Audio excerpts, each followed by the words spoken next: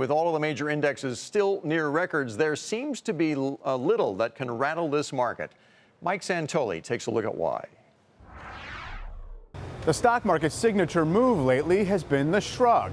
Stocks seem to shrug off any bad news, while investors shrug in confusion over why nothing seems to disturb the rally. Muted U.S. economic growth, terrorist attacks, dimmer hopes for bold fiscal policy moves, and falling Treasury bond yields are among the potential threats that seem not to matter much to stocks lately. Why might this be? Well, for most of this bull market, low interest rates and a slow economic expansion have been converted into decent profit growth by companies and into rising stock prices by the market. This year has been more of the same. Meanwhile, the earnings of big companies are on the rebound.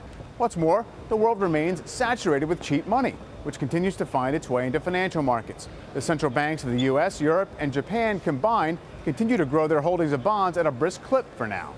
All of these factors have allowed investors to take the lack of visible progress on the Trump economic agenda in stride. Of course, it's worth asking what might be out there to disturb this resilient bull market. Wall Street veterans are watching the corporate bond market for signs of any oncoming stress.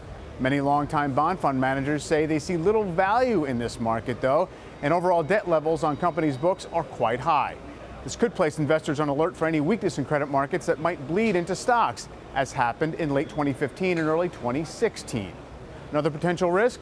The market could keep barreling higher for a good while longer and get the Federal Reserve worried about the hazards of a financial bubble.